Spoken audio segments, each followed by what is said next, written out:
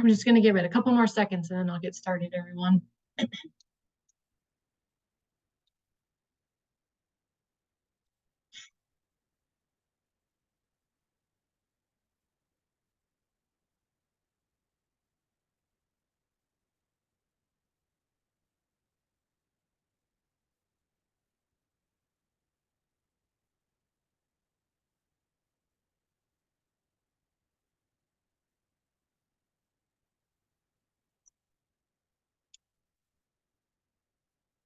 Okay, we'll get started. Hopefully you can all hear me. If not, I'm talking, so type it in the chat so I know you can't hear me or see me. Hopefully you can see the screen, 10 for 10. Oops, sorry. Today's session is going to be on physical activity, most of this stuff is stuff you've probably already heard. So, but we're really going to focus on why exercise is important internally to our health, like the physiological benefits that exercise gives to us. And hopefully some of that can be motivation to us as well of why it's important to be active. We're also going to talk about what kinds of exercise and activity would be most beneficial to our goals, whether it's fitness goals or weight loss goals or health goals, because deciding which type of exercise or how active we are can definitely impact those different goals. And there are certain kinds of exercises that are more beneficial than others when it comes to what our goals might be. So we'll talk a little bit about that too. And then we'll talk about what our little homework is going to be for the week and what we'll start tracking. But at any time, if you've got questions or anything, just chat them or unmute yourself and ask them. And let me know if at any time we need to pause and cover anything. So we will move forward here. So benefits of physical activity, we're going to start with that. Then we'll go into the types that are best for the particular goals you might be looking for these next 10 weeks. And then again, how we should track our homework for the week. So as a reminder, if you haven't already, on your challenge sheet, we said we wanted to start tracking things on a weekly basis. So last week, your homework was to track your week from week 1 to week 2. If you're not trying to lose weight and you wanted to pick a different metric, you can certainly have done that and start to gauge yourself week by week. Starting today, we're going to add in tracking our physical activity habits. And then next week, week 3, we'll start to track some specific nutrition habits to help get us into the bulk of the program. So first off, start with the very generics. Most of you already know all of this stuff, but the benefits of physical activity, why we exercise. It all, I would say, when I went to school for exercise science, and obviously when you first are introduced to exercise or people tell you why to exercise, they usually talk about these general health things, but then they also talk about how it's good to lose weight. Today, we're kind of gonna go against the grain. It's not necessarily the best way to lose weight, but it is super beneficial to our health, so we don't want to not do it. Physical activity is going to help our sleep. It's going to help our mood. It's going to help with our physical health, so like balance and strength and stability and stamina. It's also going to help inside your body, so cleaner blood vessels. That's going to have better blood pressure results, better cholesterol and triglyceride levels. You're going to reduce your risk for heart disease and stroke, all because of the fitness levels of your body and being active. It's a great stress coping mechanism. And helping you regulate hormones. So we're going to watch a quick video that's going to run through all of these benefits, and afterwards I'll try to summarize some of the key parts, and then we'll talk a little bit about picking the specific exercises that are best for our goals. In this video, we're going to look at some of the major benefits, both physical and mental, that an exercise program can bring to your life. Let's start with the physical benefits. Number 1, cardiovascular and respiratory improvement. Over time, you end up strengthening the cardiac muscle that surrounds your heart. You also pump a greater volume of blood with each stroke, which causes a decrease in resting heart rate. Oops, sorry. I always do that, huh? You develop more red blood cells, which improves your ability to bring oxygen to your muscles, and your lungs become stronger and better at supplying your body with the oxygen it needs. Number 2, reduction in health risk factors. Regular exercise can reduce your risk of cardiovascular disease, developing type 2 diabetes, and metabolic syndrome. Research also shows that active people have a lower risk of colon and breast cancer, and regular exercise can also increase your chances of living longer. Number 3, increased metabolic rate. Metabolic rate is the rate at which your body burns calories. During exercise, you obviously burn more calories than when at rest. However, your metabolic rate at rest is enhanced even after your workout session is completed, as your body uses energy to repair muscles and replenish ATP storage and glycogen storage. This does depend on several factors, including the intensity of the exercise and your current fitness level. Number 4, decreased risk of falls. Incorporating balance, coordination, and muscle strengthening activities into your exercise program can improve your motor skills, thus reducing the risk of falling. Number 5, bone health improvement. Impact activities such as plyometrics and jumping and resistance training can slow the loss of bone density that comes with age. Playing sports that involve running and jumping can be advantageous as well. Number 6, weight loss and reduced obesity. Physical activity can be a key part of a complete weight management plan to avoid excessive fat gain and to maintain a healthy weight. Regular exercise burns more calories and increases muscle mass, both of which are key to weight loss and weight maintenance. Now let's take a look at the mental benefits. Number 1, increased feelings of well-being. Exercising enhances the action of endorphins and enkephalins, which improve natural immunity and reduce the perception of pain. Regular exercise can also improve mood, feelings of having more energy, and overall quality of life. Number 2, better sleep. Research has shown that regular exercise helps people fall asleep faster and enjoy a deeper sleep. It can also improve sleep duration and decrease middle-of-the-night wake-ups, providing a better overall sleep quality. Number 3, better brain function. Regular exercise can reduce fatigue, which can improve alertness and concentration. Physical activity improves blood circulation, which delivers oxygen to the brain at a faster pace, which leads to sharper thinking. Number 4, increased self-esteem. Regular exercise can improve your body shape, increasing your confidence in your appearance, thus increasing your self-esteem. Exercise also promotes a sense of accomplishment, which can increase your confidence in taking on other tasks in your life. And that would be some of the major physical and mental benefits of an exercise program.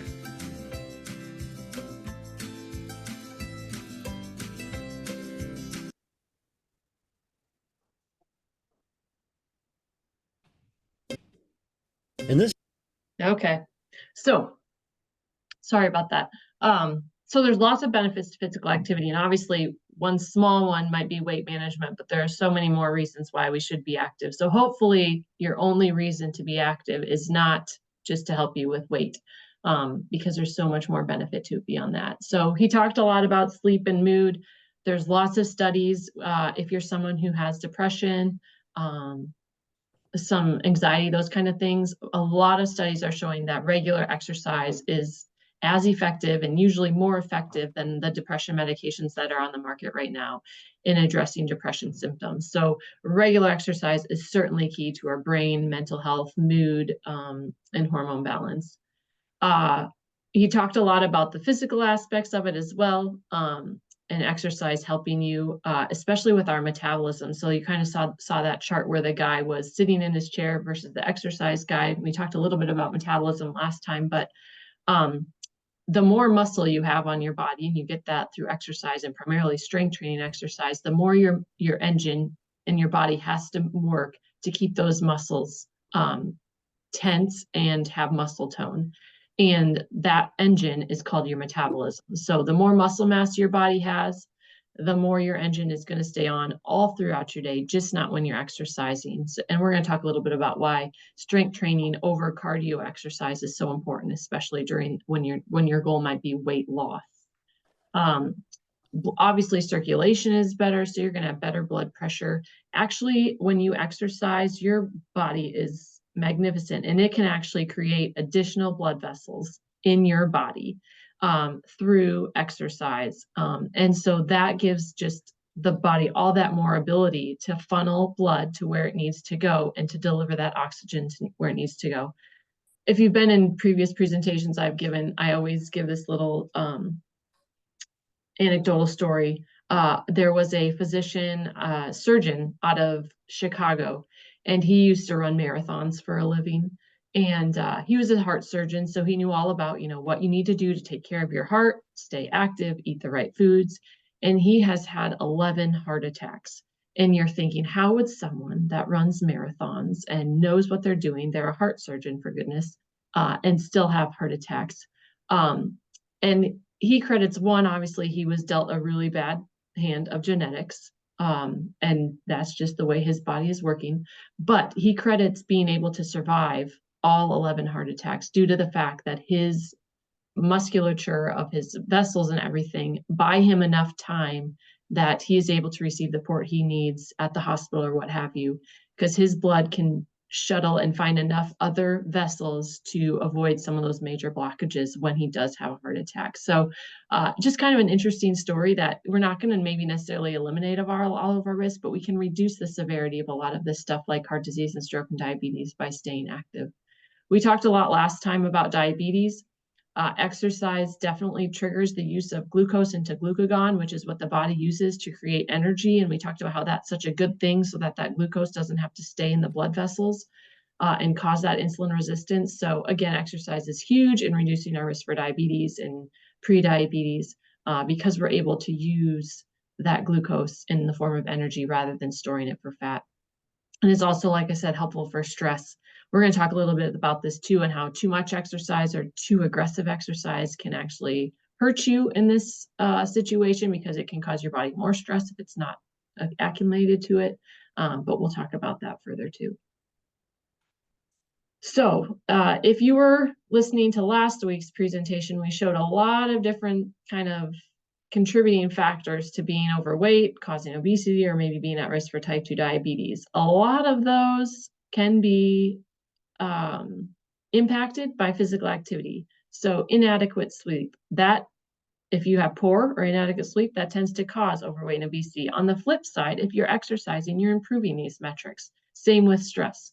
We talked about hormones. Your body, when you're exercising, releases endorphins and other hormones to give you that feel-good feeling and those positive vibes. Opposite can be said when you're someone who's sedentary. And then obviously the health conditions I just talked about of using that blood sugar appropriately and not storing it for fat, and making sure that our insulin can be responding appropriately and not be overwhelmed and overloaded. So everything is interconnected, from what we eat to what we do with our bodies to how we sleep to how we manage our stress. Everything's just very connected in the body. So you're like, I already know all this, Kelly. we know why we should exercise. We just need to do it. But what should we do? So let's get into how much should we exercise? What should we be doing? When should we be doing it? And how should we be doing it? I found this little cool chart, and I think it does a good job so that you guys can personally figure out where your health and fitness goals are and pair it to where the best exercises and types and forms of exercise you should be doing to help you reach your goals. So we'll start up in the top quarter with strength exercises.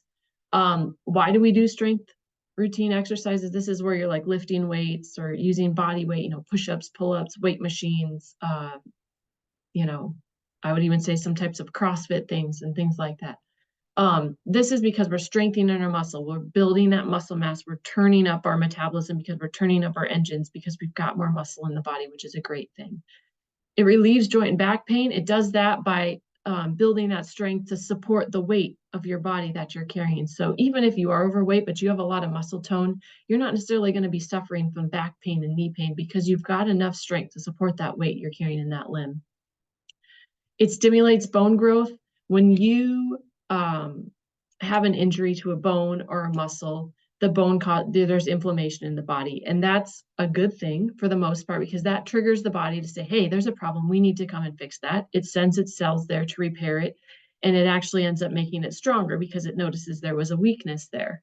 Now, prolonged inflammation is a bad thing. But when it comes to exercise, when you strength train, you actually beat up your muscles and your bones. And so not necessarily a good thing, but in terms of the body, it is, because it signals the body to come in, pay attention to that area, throw extra resources at it and make it even stronger. And that's how we grow our muscle, and that's how we increase our bone density. So strength training is really important for those two types of things. The saying that if you don't use it, you lose it is certainly true when it comes to strength training. If you're not training your muscles, they're just going to continue to wither. And so especially if you're a woman who's nearing menopause and beyond, strength training is super vital, because we tend to really start to hit that dip in muscle integrity after menopause because of some hormonal changes. And strength training is really key to helping us keep that integrity and then helping us keep our metabolism up. Obviously, it's going to help with balance and posture. Strength training has really been shown to help with blood sugars and regulating blood sugars, as well as cardio. So really any type of exercise is going to help with blood sugar. But you'll notice on this chart, the only area that it says helps you control your weight is in the strength training category. And most of us that, grew up under the assumption that we need to be doing aerobic or cardio exercises to lose weight. And the science just does not back that up. Strength training is what is going to help you lose those pounds and or manage your weight, because again, we're trying to turn on that metabolism, and we do that through muscle mass. And you can gain a little bit of muscle through cardio exercises, but you can't do it to the extent you can with strength training and really get the bang for your buck. So if your goal was weight loss, weight management, or anything, like physical appearance improvements, things like that, focusing your exercise time on strength training is going to be where your best chance for success lies. What does that look like? Generally 2 to 3 times a week of strength training. And it can be as little as 10, 15 minutes. You could do a full hour of strength training, whatever you've got time for. Again, remember our basic premise for what we choose is we have to enjoy it. It's got to be reasonable and achievable, things that we're going to stick with and enjoy. So if you're a mom like me, you've only got 10, 15 minutes a day to contribute to physical activity in your health and strength training, so be it. That's what it is. You can still get a good workout in. You could do weighted exercises, so use things like dumbbells or kettlebells, resistance bands, squats, body weight training. I'm going to show you a couple websites at the end that will give you some links to YouTube videos and stuff that I found really helpful. Some are paid, some are free. Strength training is certainly scary for a lot of people when they haven't done it or haven't grown up around it. We're going to have one session in a couple weeks strictly on strength training. So I'll go over some more specifics, but you can Google these things. You can follow along on apps, YouTube videos, things like that to get some pretty easy and pretty simple strength routines. Let's jump over to aerobic exercises. The cardio exercises we grew up with, like walking, jogging, dancing, these are still super helpful. And these are going to have a lot of heart health benefits because your muscles and your lungs are really what is at work here. It's going to help with the blood pressure, inflammation, blood sugars, really helps with HDL cholesterol. So this is that good cholesterol molecule that removes the plaque from your arteries. So we want this good cholesterol. This cholesterol is made through prolonged activity. So cardio activities generally are kind of moderate intensity and for a prolonged amount of time. And, over a course of months, weeks and months, our HDL will really start to increase. So good things there. And of course, boosting moods. One thing with cardio exercises like walking, doesn't necessarily tax the brain mentally, or you don't become too exhausted. So it keeps our cortisol levels down. It's usually pretty nice to our body. So these are good things. So if your goals are more, I need mental clarity, less brain fog and fatigue, I have high blood pressure, you might want to focus more on aerobic and cardio exercises. Flexibility exercises and balance exercises, these are just going to help things, especially as we age or if we've got injuries or pain. These are things that are more specific to areas of the body that will help us. I would say in general, add flexibility and balance exercises to every routine you do, whether it's strength or aerobic cardio, because these things are just helpful in your everyday. Stretching for sure is vital because stretching after your workouts is what's going to reduce that muscle soreness. So if anything, don't forget the stretching after your workouts, especially strength training, because you want to allow that body to decompress and kind of get rid of some of that lactic acid that builds up in your muscles through stretching, and that way you won't be so sore on the following days. It's also important to do these flexibility and balance exercises before you get into a vigorous routine, just so that you can warm the body up and get the blood flowing in those muscles, and it'll reduce your risk for injury too if you've got warm muscles when you jump into a strength or cardio routine. So I saw some of you chatting, which is awesome. Hannah was sharing that she uses an app called Sweat, which is awesome. So thank you for sharing that. And I will send out a copy of this sheet as well, because it is kind of a neat kind of breakdown of where you should be focusing. So let's jump to the homework. So I took a snapshot of my sheet. So we're still gonna track like our first column, whatever our goal is, whether it's weight or fitness gains or number of push-ups you can do in a week or whatever. You can change that based on what your goal is. This week, we're going to also track in column 2, this activity column. So for me, my goal is going to be at least 3 strength routines this week. So I just put little check marks that I want to do 3 strengths. You can do whatever you want. Maybe it's I want to walk 10,000 steps every day. Maybe it's I want to stretch after every routine. Pick whatever you want. This is just something that you're going to kind of be responsible for and hold yourself accountable for come next week. You could use any of the apps you might have looked at last week if you're tracking on those kinds of things and you found one you really like. Maybe use a pedometer or a fitness watch. Track whatever you want. I don't care. Just something along the lines of something that's going to show that you were active this week or attempted to be active, but hopefully you do stay active. Some general recommendations. One, if you're new to exercise or just kind of want to ease into this, standard goal is try to move throughout the day, and that can be up to 10,000 steps a day as a kind of baseline goal.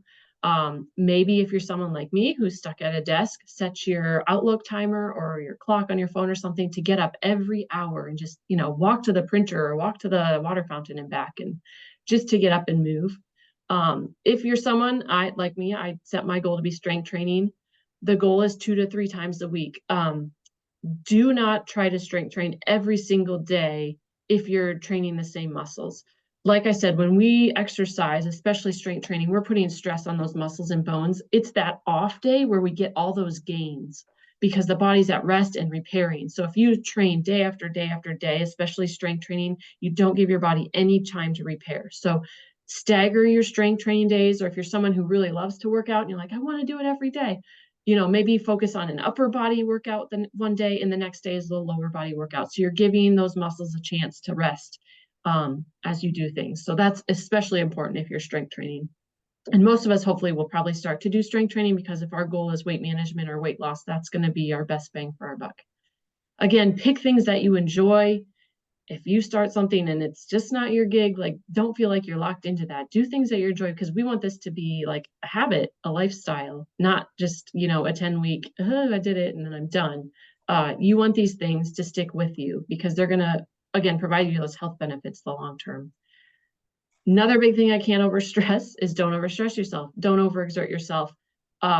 When your body is stressed, it creates cortisol. It's a hormone that's triggers your body to store fat. And the more cortisol you have, the faster your body is storing fat at a higher rate, in layman's terms.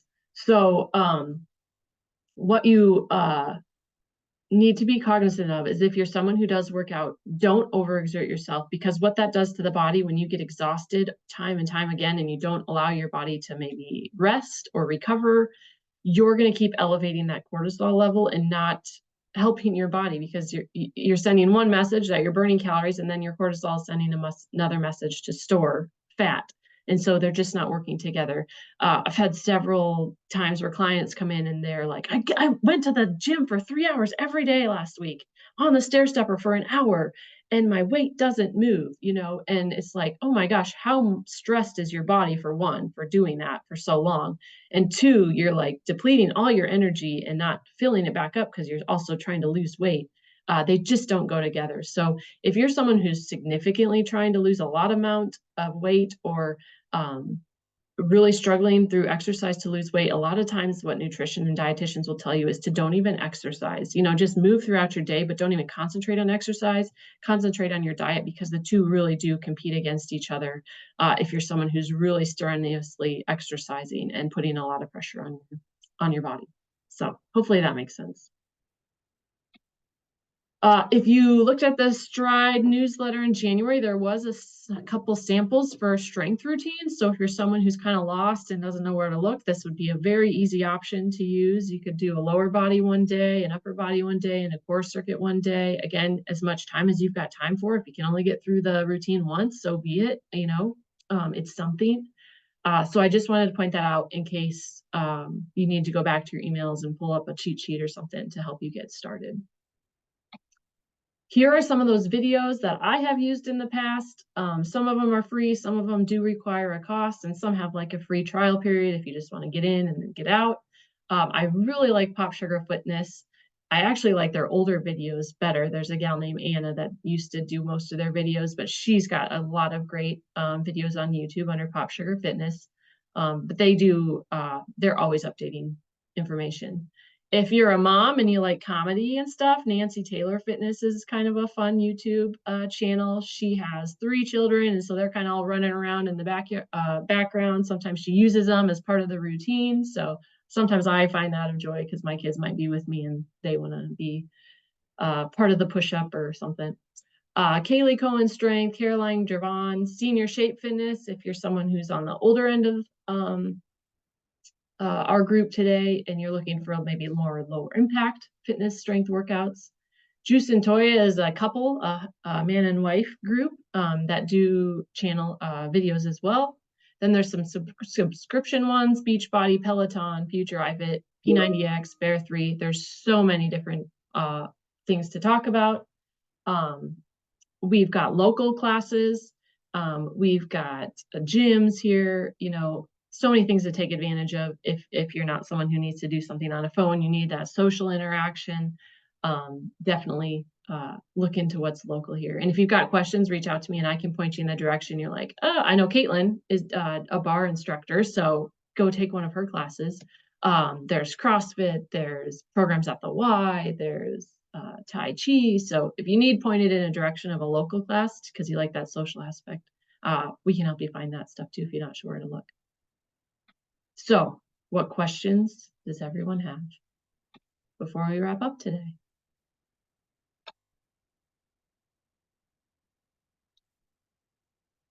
No one. Okay. Caitlin wants to give a plug for her Dream Bear class or bar class. She teaches there a day or 2 a week, but she's going to start a strength training bar class. Awesome. From 6 a.m., one at 6 a.m. and one at 5:30 p.m. on Mondays. So go get in touch with Caitlin if you need, or I can get you in touch with her. So thanks for sharing, Caitlin. Anyone else have questions before I let you go? Okay. Number one thing, don't be afraid to put on muscle. You're not going to look like Arnold Schwarzenegger by any means, especially if we're women. We just don't have the hormonal composition to do that unless you're juicing. So don't worry about that. Courtney did ask if we're doing anything the sugar column yet. Not yet, Courtney. We're going to start that next week. So right now, just jot down what you do for activity this week and then your weight from week to week. So we'll get to that next week when we touch on nutrition. So thank you guys. I'll cut you off here. This was recorded, so I'll put it to the Stride YouTube channel. So if you're ever looking for this recording or you want to point someone to it, just Google Stride YouTube on the YouTube channel and it will come up and you should be able to find these. So I put them in a little playlist. So we'll talk to you again next week.